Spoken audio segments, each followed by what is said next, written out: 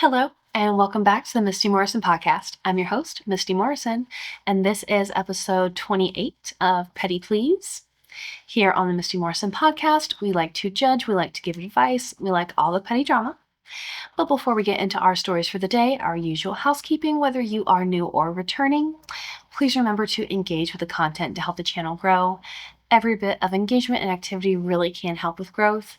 Rate, review, like, share it with a friend, comment with your thoughts on the stories down below. I love to hear your comments. Subscribe for more. All the things. I feel like I'm missing something today, but all the things. Yeah. So, story number 1 for today is coming to us from r/malicious compliance. This one is tagged original and long. If a single radio's battery dies, shut it all down. This happened over 5 years ago, and it still ticks me off whenever I think about it. Also, sorry about how long this is, lol. I was 17 working at a big theme park and had been working there for the better part of the year. I had quickly picked things up and was usually regarded as the responsible one on the team when it was just a bunch of us teens working a ride. We had a college student intern lead who was not good at leading or training new hires. We'll call him M. At my main ride, it required 3 people minimum to operate. 1 person in the control booth, 1 at the entrance gate, and 1 at the exit. However, we could have 4 or 5 if we're incredibly busy to help deal with the line. The people in the booth and at the entrance could not see the person at the exit directly, so we used radios. The control booth also had a camera on the exit gate. From day 1 on the job, we were taught hand signals in case the radio dies or for quick communication. These signals were universal across the entire park. That summer, 3 freshly certified kids, we had to take tests to prove we paid attention to training, started the ride with someone locked inside the fence, aka not in a seat. Twice, it was another employee, once it was a guest, which was a huge deal. The thing with those incidents was that those in the control booth didn't notice their mistake until the others screamed at them to hit the e-stop. Those new hires were either retrained or moved to a simpler ride. Well, one incredibly busy day, there were 5 of us running things. Me, M, and 3 others. M had been called over to another ride, which normally wasn't an issue. About an hour later, someone was scheduled to go home, and M hadn't come back yet. I called the other ride and asked them to send him back. We could have run things with 3 of us, but it was super busy and we really needed a 4th. A few minutes later, someone, not our lead, was sent over to take over. Weird, but no big deal. Another hour or so went by. Someone else needed to go home. I called again asking for M. Also, all the radio's batteries were dead or dying. Things had slowed down, so I, being the spare 4th person, took the radios to the office to get fresh batteries. This took less than 10 minutes, and in that time, the guys had switched to hand signals as we were trained. When I came back, our lead had once again sent over someone else to take his spot. At this point, I realized that M was probably just shooting the shit in the nice air-conditioned booth at the other ride. Now the guy that got sent over to us was normally at a roller coaster and hadn't been at this ride in over a month, so I gave him a quick review and he took controls. I turned around for maybe 30 seconds when I hear yelling. I turn around and the ride was stopped maybe 3 feet off the ground with our entrance guy locked in the fence. The guy at controls saw what he did and hit the e-stop, something that the other screw-ups that summer did not think to do. We had to call upper management, and wouldn't you know, M came running over. This time, the highest of the higher-ups came over as well. They pulled each of us aside and interrogated us, which was odd, then walked away and talked for like half an hour. Then they fired the guy at controls on the spot and came up with BS reasons to get the rest of us removed from running rides. They absolutely were only doing that to make an example of us. I tried to rip into M for shirking his duties, but as an anxiety-ridden kid, it didn't hit very hard. I was mainly pissed off that they fired the poor guy who never should have been there in the first place. Remember, I took the already dead radios earlier? They tried to say I had removed communication devices from the ride area, which prevented them from letting controls know they were outside the gate. They were basically trying to pin the whole thing on me. Total bull, because this happened after I brought them back. I assume M threw me under the bus for being in charge while he wasn't there. Also, we had hand signals. I tried explaining that to them, but they didn't give a shit. I refused to sign the paperwork, which would be admitting fault, so this fight stretched over multiple days. Plus, I was leaving for college in like 2 weeks and didn't want to spend my last days of summer cleaning bathrooms. They gave us a new rule. If a single radio was dying, we had to call a manager to fetch us a new battery, even if we had people to spare to go grab one instead. If a radio died, we had to close the ride. Managers roamed around the whole area and were responsible for so much, so if you called them and it wasn't urgent, it could take a long time for them to show up. The next day, my radio was dying. I called the manager. Half hour goes by. I call again. My radio died. I shut down the ride. The people in the over an hour line got pissed. I explained to people that we had to close because of the radios. Naturally, they got even more pissed because of how stupid that was. Manager shows up minutes later. I took the battery from him with a smile on my face, and he left without saying a word. After many complaints, management was magically fine with us using hand signals again. I never signed that paperwork. I left for college, and funny enough, M also went to the same college. I ran into him once. He just kind of nodded at me. I gave him a dirty look, and I never saw him again. The next summer, I was rehired by the park as a lead and actually did my damn job. Ugh. I mean, good for you for standing up for yourself and refusing to sign the paperwork. Yeah, most people don't realize that you can refuse. Yes, they expect you to. Yes, it makes the situation more difficult. It goes on longer. But, outside of legal situations where it can make a big difference, if you didn't do it, if you're not responsible, don't say you are. Let the blame fall on the proper people. Yeah. People suck sometimes. Just pure laziness. Okay, story number 2 is coming to us from r/malicious compliance. This one is tagged original and medium. Boss looked like a fool, courtesy of me. I worked as a recruiter for a temp agency when I was a young and fresh out of college. The manager of the agency was a total micromanager and wanted a say in absolutely everything. She micromanaged everyone so badly that she wanted to proofread any emails that a staff member was sending externally. That's a lot of work right there. She also wanted to be CC'd on every single outgoing external email. I would not want to bog down my inbox like that. One day, one of my coworkers got a response back from an employer who gave some positive feedback about the email she wrote. Our manager made sure to reply all and take credit for the email and explained she oversees all outgoing emails. A few days later in a staff meeting, she made a point of saying she should get credit for any feedback the agency receives since she proofreads everything. The thing is, this manager was not well-spoken or smart, and not even a particularly good writer. I regularly spotted issues with her sentence structure and use of commas, but just didn't say anything. One day, she's proofreading one of my emails that would be going externally to an employer who pumped a lot of money into our agency. I was stating in the email that I thought so-and-so was a great fit for their vacant position based on so-and-so's past experience. Miss Manager comes to my desk and tells me the email looks good, except it should read past experience. I told her that was incorrect. Okay, so she said past experience, P-A-S-T, and the manager is saying that it should be past, P-A-S-S-E-D, experience. I told her that was incorrect, and she told me I was wrong, and she knows the difference between the two words. I wasn't in the mood to argue, so I wrote it as past experience and CC'd Miss Manager on the email. The employer writes me back and says, as an employer who hires people to work on printed literature, they wanted to correct me and let me know it's actually past experience. That's where malicious compliance kicked in. I hit reply all and thanked them for the feedback and explained my manager values all feedback since she proofreads all outgoing emails. She was the one who insisted on writing past experience. The next day, she announced she no longer wanted to proofread outgoing external emails and didn't want to be CC'd on them any further.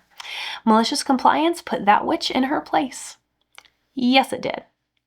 Yes, it did. Because if someone wrote it a certain way, and she's probably one of those people who doesn't realize she sucks at writing, but if someone wrote it a certain way, you tell them, oh, I think that's wrong, it should be this word instead, and they argue with you, check yourself. It would have taken you, I don't know how long ago this was, but it would have taken you a minute and a half tops to Google past versus past and see which is correct in this instance. It could have been so easy, and you made yourself look so dumb.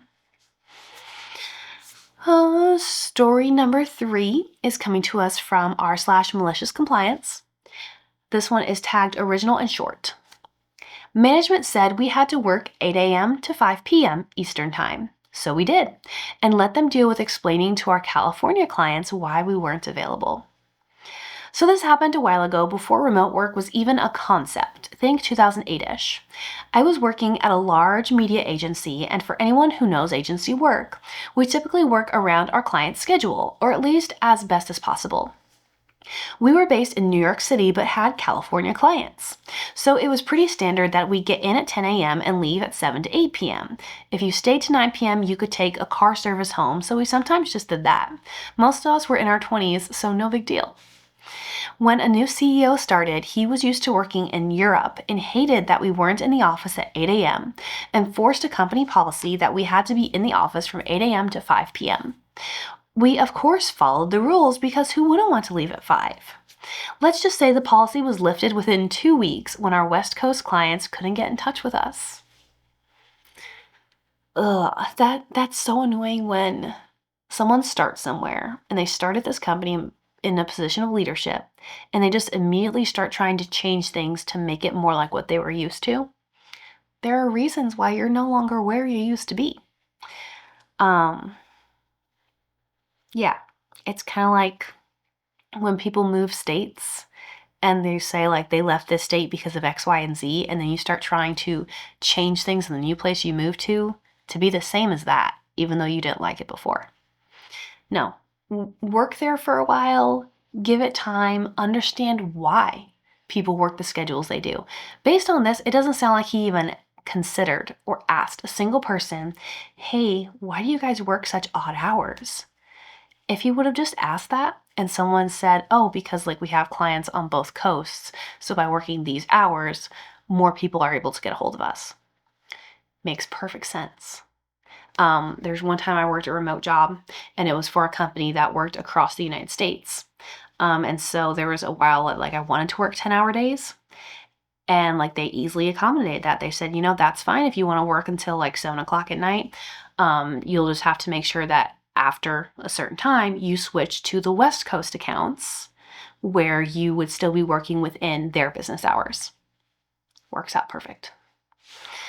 When companies are being flexible, don't just make it inflexible. People like to work there because of the flexibility. Figure out why it's like that and if it makes sense for it to still be like that. Story number 4 is coming to us from r/entitled people. Entitled cousin. My 44 female, disabled mother, 65 female, passed away several years ago. Before her death, my cousin, Rachel, 38 female, spent a bit of time visiting her. My one sibling and myself, along with our spouses and children, made her funeral arrangements. We were very happy with our choices of flowers, pastors, and singers. Rachel occasionally sang solos in church, but I wasn't blown away with her talent. Unfortunately, she immediately called asking if she could sing. She was very persistent, but we really wanted to keep the service as we had planned, so I asked her to do another job instead. I thought she agreed, but apparently I was mistaken. During the service, when it came time for our chosen soloist to sing, Rachel leaped from her seat onto the stage and began singing her a cappella rendition of Amazing Grace. She then began crying, then sobbing, then collapsed onto the stage in a quivering heap. Her husband had to carry her out of the church. She's the first and last person I've heard of feeling entitled to sing at a funeral. That is weird.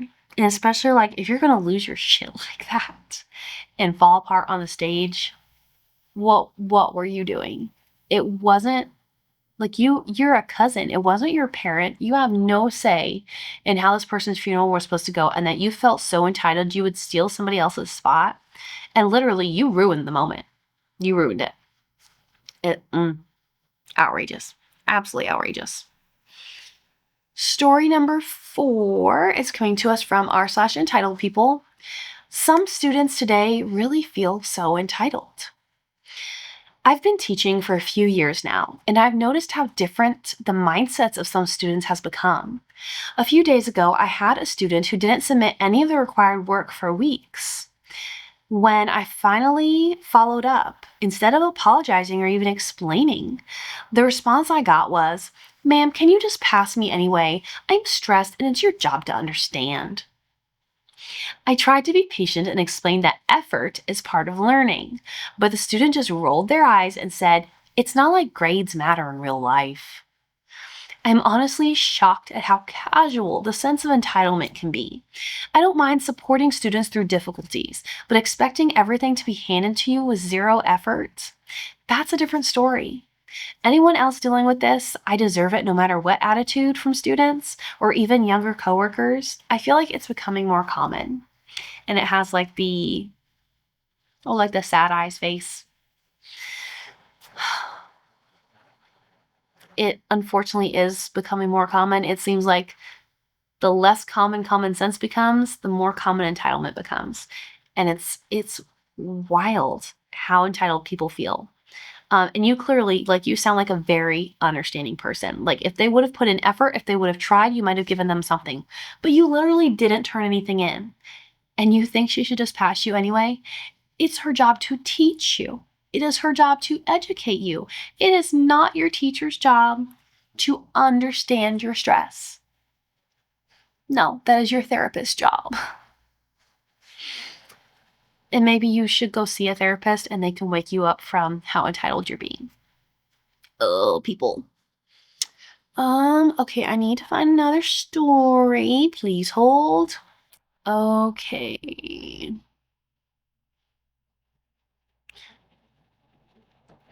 Story number 5, I think. Story number 6 is coming to us from r/petty revenge. Guy at my gym kept stealing the 5-pound plates, so I made sure he couldn't find them. I lift at a small gym in my town. It's nothing fancy, 2 squat racks, a couple benches, and a row of treadmills that are always half broken. There are only about 6 of the little 5-pound plates in the whole place, which makes them valuable if you're warming up or trying to ease into a heavier lift. There's this one guy who hoards them. Every time I see him, he has 4 or 5 fives stacked on each side of his bar instead of just using a 10 or 20. He even puts them on one at a time like he's building a tower. If you ask him for one, he says, "I'm using it," even if it's sitting on the floor by his feet while he scrolls on his phone. Last week, I had enough. I was done with my sets on the bench and noticed 2 of the 5s sitting there untouched. He was across the room at the cables, so I picked them up, carried them to the yoga corner, and slid them behind the foam rollers and mats. I pretended to stretch while I did it so it looked normal. A few minutes later, I saw him pacing around like he lost his wallet. He checked under benches, behind the dumbbell rack, even opened the closet where they keep the cleaning supplies. After about 10 minutes, he gave up and used a 10 instead.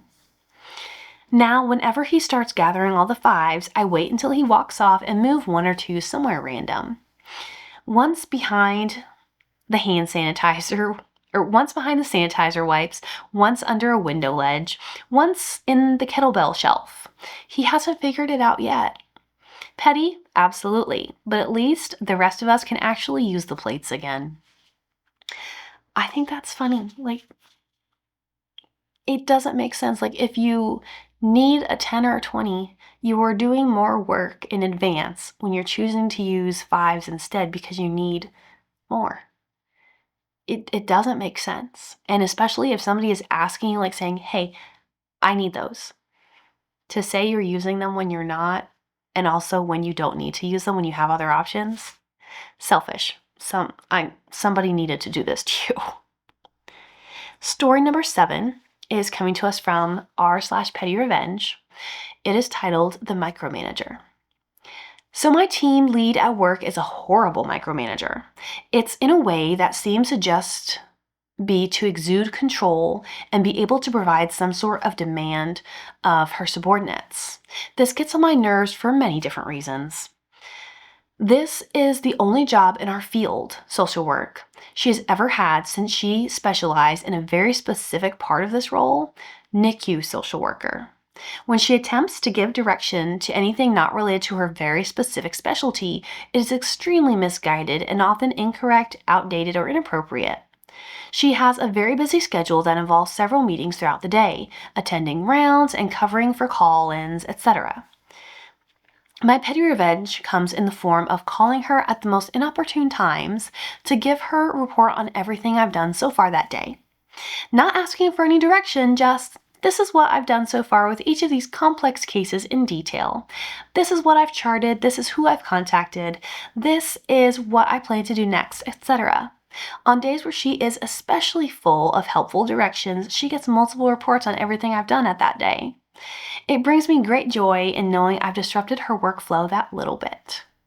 And it does, because every time you get a small interruption or a small distraction, your focus goes away from the task at hand to take care of this thing over here. And it takes you a minute to refocus on what you're doing. There's no telling how many times I'll be in my office, I'll finally be in the zone working on something on my computer. The phone will ring.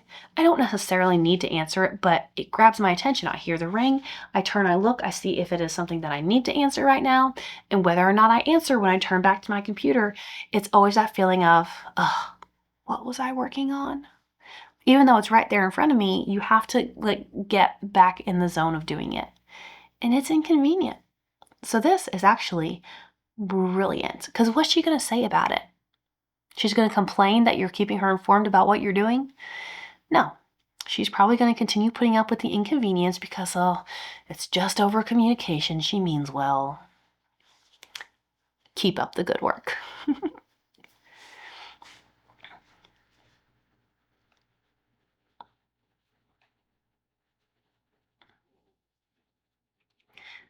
Story number... I lost count. Story number 8 is coming to us from r/petty revenge. My contractor coworker quit with 10 seconds notice after what our manager said about contractors. I worked an engineering contract for a while. They were pretty open-ended, like a lot were, with a vague but not binding length specified. Kind of like this contract is expected to be for 12 months, but it is at will of the employer and could end earlier or be extended further.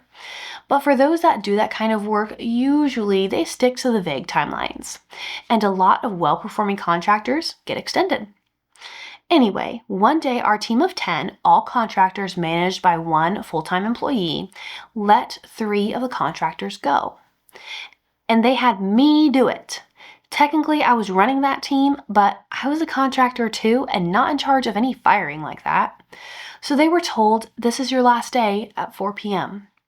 Me and another contractor asked our sponsor, hey, how come we didn't give those guys any notice? He said brightly, that's why we hire contractors, so we can cut them loose at a moment's notice whenever we want to. We didn't love that answer. Also, it was a weird thing to say to 2 other contractors. He basically told us we'd get no notice and be let go instantly someday. Anyway, long story short, that other contractor was a very sharp guy. He started interviewing and got another job. He told me about it, and I didn't tell anyone else. It started in a few weeks. He just kept right on working the contracted job and was right in the middle of a bunch of work that only he understood. At 5 p.m. on his last day, he just stood up, grabbed his laptop, mouse, docking station, walked to our sponsor's desk, and set them down. He just said brightly, "Hey, thanks for everything. This is my last day." The guy said, "Wait, you're leaving?" And he just said, "Yes, thanks," and walked out. That was it. He did also hit send on a more official last day email at the same time too. It was really funny. His work was half done, he didn't answer any calls or questions about it, and it took us like a month to figure it all out and get that project back on track.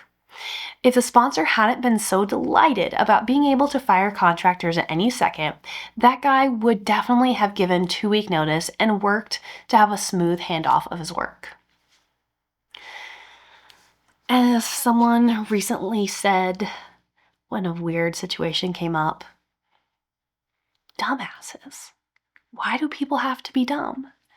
And it really, you're talking to a contractor and you're going to say, "Oh, well, that's why we like contractors, because we can just let them go whenever. They don't need notice. They're contractors." That was just dumb. And when you do something that dumb, you deserve what you got coming. We'll read one more. Story number 9 is coming to us from r/petty revenge. Enjoy your new refrigerator. I recently bought a new refrigerator. At the time of purchase, I told them I needed the new fridge delivered and the old fridge removed. They said no problem and charged me an extra fee for that. When I called the day before delivery to confirm the details, I am told for the first time that removal of the old fridge isn't included, but that the driver would still remove it for $20 cash. I'm irked, but whatever, it's just an extra $20. And really, once you've already paid for a refrigerator, that was enough. The driver arrives with the new fridge and tells me my doorway isn't big enough, that my door will have to be taken off the hinges, and that costs an extra $40 cash. But wait, that's not all. The doors to the new and old fridge also needed to be detached and then reattached to allow the move in and out, and this costs an extra $20 cash. I'm aggravated but feeling like I'm over a barrel, so we proceed. While he's working, the delivery guy starts asking me questions about the old fridge. Is it broken? No, runs fine. Then why are you replacing it? I just renovated the kitchen and I'm getting stainless to match. He finishes the job and leaves. The next day, I get a call from the driver asking me where are the drawers and door inserts for my old fridge. You see, it turns out he wanted to keep my old fridge and use it himself. I started to suspect this when he was asking questions about the old fridge before. So when he stepped outside, I quickly pulled out all 3 crisper drawers and every shelf that sits inside the fridge door. I hid them all in a back bedroom and he never noticed. He was aggravated and wanted to come back for the drawers and shelves. I told him that would cost an extra $40 for the drawers and $20 for the shelves. Just kidding, I said. I'm using them in my cabinet doors and for storage under sinks and in the basement, so I would be keeping those, but enjoy the fridge. Honestly, I wish you would have kept it up a little longer to see if he decided to, if he was willing to pay the $60, if he would have come back, and then you could have waited till he got there to be like, actually, I decided I'm using those for storage, so I'm going to keep them. Better luck next time. Because this whole situation is so sketchy. Everything cash for the driver when he gets there, that's not a usual situation and I don't like it. The company should have been very much against that if they were aware, and it sounds like from setting up the delivery everything, it sounds like they were aware of what was going on and they were okay with it. But that's weird, that's sketchy, I don't like it. They shouldn't let that happen. So that is 9 stories for this week's episode of Petty Please.